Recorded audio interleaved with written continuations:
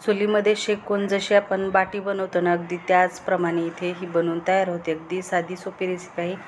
झटपट अशा इथे बाट्या बनवून तयार होतात आणि खूप मेहनतसुद्धा घ्यायची गरज नाही आणि आतपर्यंत पूर्ण या शेकल्या जातात. अगदी नवीन ट्रिक आहे, तर नक्की ट्राय करून बघा. तर त्या अगोदर तुम्हा सर्वांचे सोनाली स्पेशल डिश या चॅनलवरती खूप खूप मनापासून स्वागत. तर चला मग रेसिपीला सुरुवात करूया. तर इथे मी 1 वाटी रवा घेतलेला आहे. तर हा रवा जाड आहे, तर जाडा रवा घ्यायचा आहे. तुम्ही बघू शकता खूप जाड असा रवा घेतलेला आहे 1 वाटी आणि 2 वाटी इथे गव्हाचं पीठ घेतलेलं आहे आणि 2 चमचे इथे डाळीचं पीठ घेतलेलं आहे. चणा डाळीचं पीठ घेतलेलं आहे. 1 चमचा जिरेवर 1 चमचा ओवा मी इथे क्रश करून टाकलेला आहे व याच्यामध्ये आपल्याला मोहन टाकायचं आहे, म्हणजे 2 चमचे इथे तूप टाकायचं आहे. तर ही बाटी बनवण्यासाठी आपल्याला तुपाचाच वापर करायचा आहे. पूर्ण तूप या पिठाला रव्याला लागलं गेलं पाहिजे. जर गव्हाचं जाडसर पीठ असेल तर रवा वापरायची गरज नाही आणि जर जाडसर गव्हाचं पीठ नसेल तर इथे रवा नक्की वापरा. खुसखुशीत अशा इथे बाटी तयार होतात. तर इथे पीठ मी घट्ट असं तिंबून ठेवलेलं आहे 10 मिनिटासाठी. तर इथे मी सर्व डाळीचं इथे वरण बनवून घेतलेलं आहे.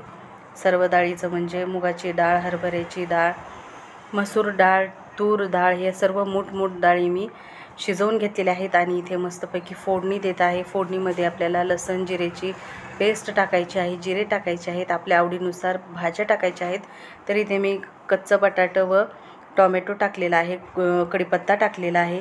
त्याचसोबत अर्धा चमचा हळद पावडर, 1 चमचा लाल तिखट व 1 चमचा घरचा काळा मसाला टाकलेला आहे आणि मस्तपैकी छान त्याला फ्राय करून घेतलेलं आहे तेलामध्ये मसाल्यांना आणि नंतर शिजवलेलं वरण टाकलेलं आहे. चवीनुसार मीठ टाकलेलं आहे.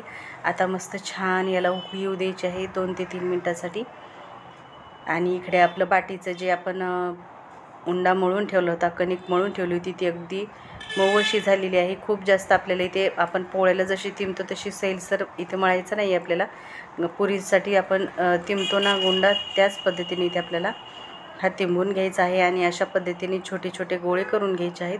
जर खूप मोठे जर आपण इथे गोळे बनवले तर त्याला शेकण्यासाठी खूप जास्त वेळ लागतो. त्याच्यामुळे असे छोटे छोटेच आपल्याला इथे गोळे बनवून घ्यायचे आहेत आणि इथे मी अप्पेपात्राचा वापर करणार आहे. याच्यामध्ये अगदी 10 ते 15 मिनटामध्ये हे शेकून तयार होतात.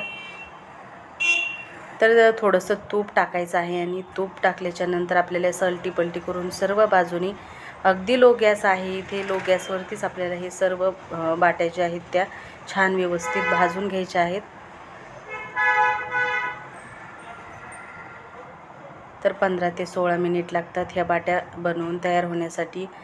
आतपर्यंत अशा छान क्रिस्पी ह्या तयार होतात. आतमध्ये मऊ राहतात, वरतून क्रिस्पी राहतात आणि आतपर्यंत शेकल्या जातात.